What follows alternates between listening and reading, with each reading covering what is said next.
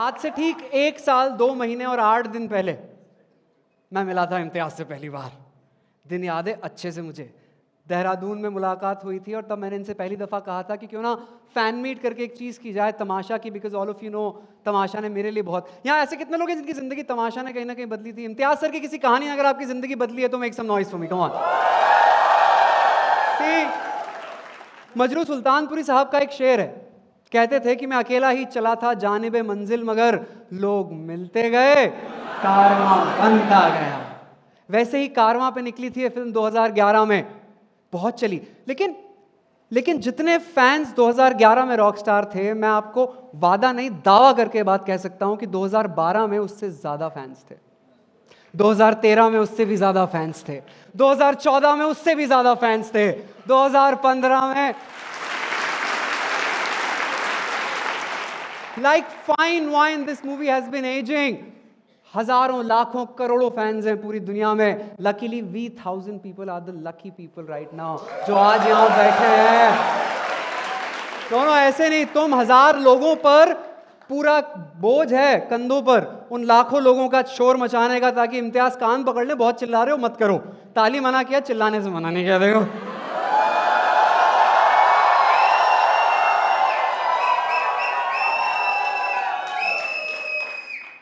Imtiaz sir ने खुद एक इंटरव्यू में कहा कि उनकी पहली फिल्म थी जिसके लिए उन्हें बहुत मिक्स्ड रिस्पांस मिला। जिनको अच्छी लगी उन्हें इतनी अच्छी लगी कि इससे बेहतर कुछ नहीं देखा, और जिसको खराब लगी उसने कहा क्या ही था, वाटअप में बैठा गिटार चल रहा था, होता है।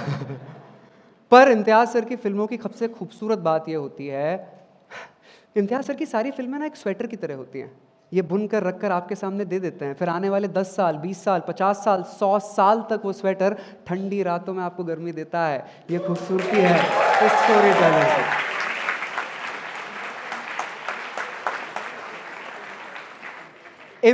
आप इम्तियाज सर की फिल्मों तक, रॉकस्टार तक नहीं पहुंचते। सही समय जब आपकी जिंदगी में होता है तब रॉकस्टार खुद ब खुद आपकी जिंदगी में आ जाया करती है। वही लोग जिन्हें इनिशियली पसंद नहीं आई थी, जब उन्होंने फिर से जिंदगी के दूसरे मुकाम पर वो पिक्चर फिर से देखी, वो कहानी फिर से सुनी, तो बहुत जोरों से लगती है। कितने लोग हैं जो रॉकस्टार देखकर रोए हैं? Make some noise. ये इमोशन छूने की कला सिर्फ इसी शख्स में है। The man, the myth, the legend, the storyteller himself is an gentleman, Imtiaz Ali.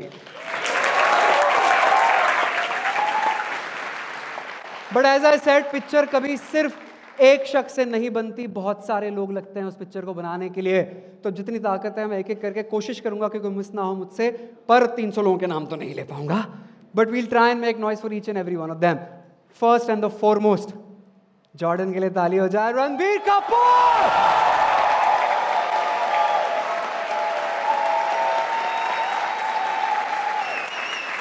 और आज रणबीर कपूर हमारे बीच नहीं है, ऐसे मत। आई नो सबके ऐसे, हाँ, he is not. Music, how many of you love the music of Rockstar in that? For mister genius, mister perfectionist, mister AR Rahman. एक शख्स जिनकी वजह से उन गानों में उतना वजन, उतना तवज्जो कभी नहीं आ पाता। I call him the magical man. He is blessed with a golden pen. One of the finest lyricists of our country, ladies and gentlemen. Give it up for Mr. Irshad Kamil. Mr. Irshad Kamil. देखो Jordan की आवाज मत भूल जाना, बाबा जी की आवाज है वो। उनकी आवाज में एक अजीब सा रेशमीपन नहीं है, सिल्क रूट कहते हैं उसे। Give it up for Mr. Mohit Chauhan. आज वो हमारे बीच। अनफॉर्चुनेटली सभी लोग अपने अपने काम में व्यस्त हैं। I am really lucky, we all are very lucky कि एटलीस्ट इतने लोग could make it for the entire fan meet. Our Heer, our own very Heer. Give it up for Nargis Fakhri, ladies and gentleman. What perfect timing, you just entered. Heer की छोटी बहन होती है Mandy, Sanjana Sanghi is with us, ladies and gentleman. Give it up for Sanjana Sanghi. अच्छा सच सच बताओ, how many of you hate Dhingra? Right, but what acting man. Piyush Mishra साहब के लिए एक बार। अच्छा खटाना भाई याद है? खटाना भाई आ ना सके पर उन्होंने बहुत ही हार्टफेल्ट हमारे लिए कुछ कहा। एक बार खटाना भाई। Hello everyone, Rockstar fan meet है तो खटाना भाई को तो आना ही था। Hello Imtiaz sir. रॉकस्टार वो फिल्म है जिसके बाद कई दिनों तक मैं जहाँ भी जाता था सब मुझे खटाना भाई कहते थे, अभी भी कहते हैं। ऐसी कहानी बहुत कम बुनी जाती है, तो कहानीकार इम्तियाज़ सर को बहुत बहुत बधाई। जॉर्डन रणबीर कपूर की परफॉर्मेंस याद रखी जाएगी सालों तक। जितने भी लोग जुड़े हैं इस फिल्म से, रहमान साहब, नरगिस, इरशाद भाई, सारी कास्ट एंड क्रू को बहुत बहुत बहुत बधाई। थैंक्स टू लक्ष्य। ऐसी फैन मीट सुकून देती हैं पर्दे के इस तरफ वालों को और प्यार देती हैं पर्दे के उस तरफ वालों को। Have a great evening everyone. सबको बहुत बहुत मुबारक। बाकी जॉर्डन के साथ टूर पे हूँ अभी फिर शायद कहीं निकल गया हो, चलता हूँ।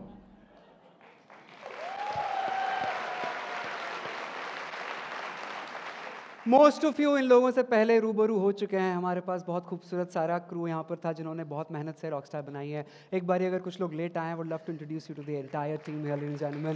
Give it up for mister Anil Mehta, the DOP, mister Dilip, the sound recordist of the film, ladies and gentleman, the costume designer, the lovely costume by Aki Narula, and the lovely ladies we have Sunaina ji, we have Ashima ji, we have Tanmay bhai, एक बारी तीनों के लिए, and we have Rajesh Sharma, the executive producer of the movie। सबके लिए जोर से ताली बजा दो यार। Very nice। In fact the movie also had Jaideep Ahlawat, right?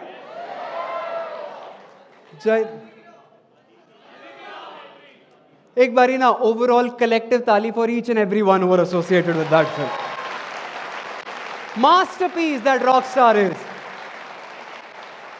पता है हम बहुत असमंजस में थे कि हम फैन मीट में कोशिश करते हैं। फैन मीट का entire point is celebrating the film together. वो सारे फैंस एक जगह इकट्ठे हों और हम वो बातें कर पाएं, वो चीज़ें डिस्कस कर पाएं जो सिर्फ फैंस आपस में कर सकते हैं। हमारी कोशिश होती है आपको एक ऐसा नया परसेप्शन, एक ऐसा नजरिया उस पिक्चर, उस कहानी के बारे में देना जो आपने आज से पहले ना सुना हो। तो आज भी हमने कोशिश वही की है। देखिए एक अच्छी कहानी की खूबसूरती यह है कि वो एक अच्छी कहानी एक ब्लैंकेट, एक रजाई की तरह होती है। जब वो रजाई उठाते हो तो उसके अंदर बहुत सारी छोटी छोटी कहानियां अंगड़ाइयां ले रही होती हैं। हर अच्छी कहानी के पीछे बहुत सारी छोटी छोटी कहानियां छुपी होती हैं और इस एक कहानी के पीछे बहुत सारी छोटी छोटी कहानियां पीछे छुपी हैं। चलो, who thinks he is the biggest fan? सबसे बड़ा फैन रॉकस्टार का कौन मानता है अपने आप को? हाथ खड़े करो।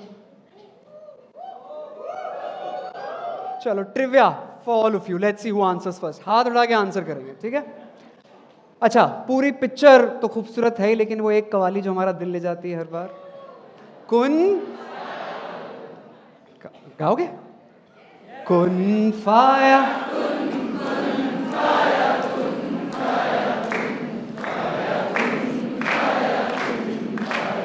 बहुत खूबसूरत, बैंड आएगा। चलिए, वो कवाली जिस दरगाह में गाई जा रही होती है वो दरगाह का नाम क्या है? दिल्ली के हजरत निजामुद्दीन औलिया की दरगाह। क्यों जॉर्डन कवाली गाने वहीं पहुंचा? इसके पीछे एक बहुत खूबसूरत सी कहानी है। क्योंकि जैसे वहां जॉर्डन कहीं खो गया था ना ऊपर देखते हुए, उसी दरगाह में उसी जगह 800 साल पहले एक शख्स और था जो खो गया था। मेरा मानना है अगर आपको संगीत में थोड़ी सी भी दिलचस्पी है, अगर आप म्यूजिक से थोड़ा सा भी मोहब्बत करते हैं, तो आपको इन शख्स के बारे में जानना बहुत जरूरी है। एक बारी नाम लेकर देखो, कहो अमीर खुसरो। एवरीवन, 3, 2, 1। दुनिया की पहली कवाली लिखने वाले, दुनिया की पहली गजल लिखने वाले, सहतार, 7 तार का साज जिसे आज हम सितार कहते हैं, बनाने वाले। लोग तो यहां तक कहते हैं कि ढोलक अमीर खुसरो ने बनाया और ढोलक को काट कर तबला बनाने वाले। नहीं पता था ना? थैंक यू बोलो। अरे इनको खुसरो साहब दरबारियों में दरबारी, शायरों में शायर, रईसों में रईस, और उसके बावजूद आम आदमियों में सबसे अव्वल आम आदमी। चलते हैं इस पहली कहानी की तरफ, खुसरो साहब की कहानी की तरफ। खुसरो साहब 12वीं शताब्दी में पैदा हुए, 12th सेंचुरी के आसपास। बचपन से ही इन्हें शेरो शायरी का बड़ा शौक था। इनकी माँ को बड़ी चिंता रहती थी कि बच्चा ऐसे कोई सवाल पूछो तो वो जवाब भी शायरियों में देता था। How many mothers in the house? Raise your hand for me. अगर आपका 8 साल का बच्चा शायरियों में बात करेगा, डर लगेगा ना। तो उनकी माँ हर दफा उनका हाथ पकड़कर नए नए पीर और औलियाओं के पास ले जाती थी झाड़ फूक कराने के लिए कि इस पर भूत प्रेत का साया है, निकाल दो। और वो 8-9 साल का बच्चा अपनी बातों से, अपने तर्कों से हर पीर और औलियाओं की फजीहत कर दिया करता। ये बात बहुत फैल चुकी थी कि बातें शायरियों में किया करता है। एक बात मुझे और बहुत पसंद है खुसरो साहब के बारे में, उन्हें पहेलियां लिखने का बड़ा शौक था। पहेलियां समझते हो? वो बूझो तो जाने वाली होती है। एक आध बूझोगे? मुंबई का इंटेलेक्ट टेस्ट है आज, पहले इजी वाली दे रहा हूं। एक थाल मोतियों से भरा, सबके सर पर औंधा धरा, थाल इधर उधर फिरे, मोती उससे एक ना गिरे। समझदार है? टफ वाला सुनो। एक गुणी ने ये गुण कीना, हरा लाल पिंजरे में दीना, देखो जादूगर का कमाल, डाले हरा निकाले लाल। खुसरो साहब को पान खाने का बड़ा शौक था। कहते थे पान हिंदुस्तान का एक अजब मेवा है, देखने में घास फूस है मगर इसे खाने से खून पैदा होता है। वो तो यहां तक कह चुके थे कि जिसे पान का मजा लेना आता है। पान खाया सबने कभी? पान जब मुंह के अंदर जाता है तो 10-20 सेकंड के लिए पूरी दुनिया ब्लर नहीं हो जाती? आंखें छोटी हो जाती हैं, मुंह बंद कर पानी आ रहा है मुंह में।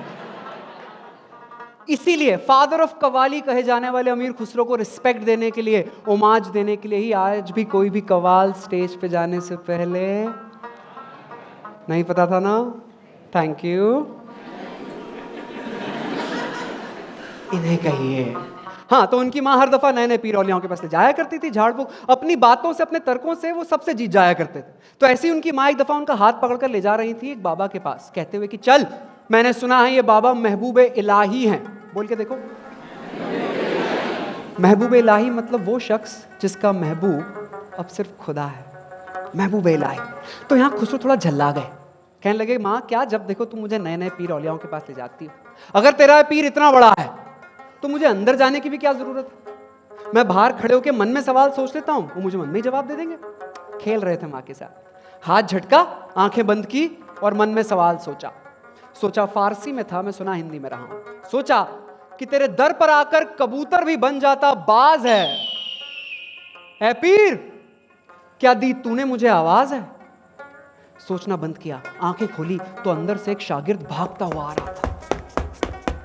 आया और खुसरो के पास आकर कहता है आपका नाम तुर्क है? उसने कहा हाँ।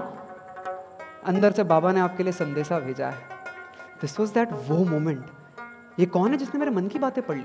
भागा भागा वो अंदर गया। ये फीलिंग अगर आप समझना चाहते हैं ना, एक गहरी सांस लो सभी लोग। जब भी आपके अंदर थोड़ा सा भी ज्ञान आ जाता है ना, तो ज्ञान के साथ साथ ज्ञान आ जाने का अहंकार भी आता है कि अब मैं जानता हूं। लेकिन असल ज्ञान में अहंकार की कोई जगह होती नहीं है दोस्त, और वह अहंकार तोड़ने के लिए आपको जीवन में जरूरत होती है एक टीचर की। वो बच्चा भागा भागा अंदर गया तो अंदर चट्टान के ऊपर एक बाबा बैठे थे, जिनके चेहरे पे एक ऐसा नूर था, एक ऐसा रंग था जो उसने आज तक कभी किसी के चेहरे पे देखा ही नहीं। खिंचा चला गया, हिप्नोटाइज हो गया, जाकर उनके सामने एक टक बैठ गया। कई घंटों तक उसे एक टक उन्हें निहारता रहा। वो बाबा कौन थे? वो बाबा थे दिल्ली के हजरत निजामुद्दीन औलिया। जो पहली कव्वाली खुसरो ने लिखी वो सब निजामुद्दीन औलिया के लिए लिखी गई है। जब वो एक बार उनको देखकर उनके नूर में खो चुका था अपने आप को पूरी तरीके से। जब आप किसी के नूर में इस तरीके से खो जाते हैं ना, अंदर एक सन्नाटा सा छा जाता है, एक अजीब सी खामोशी निकलती है, अंदर सिर्फ तवक्कुल बचता है और कुछ भी नहीं। और तब खुसरो के साथ हुआ था। लेकिन 2011 में वो रणवीर के साथ भी हुआ था, जॉर्डन के साथ भी हुआ था। Don't believe me, watch it.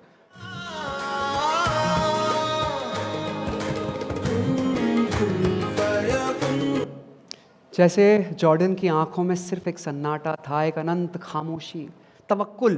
वो ऊपर देखकर कहीं खो गया और ऊपर से जैसे आवाज आई कि हो, और हो गया। कुन फाया कुन।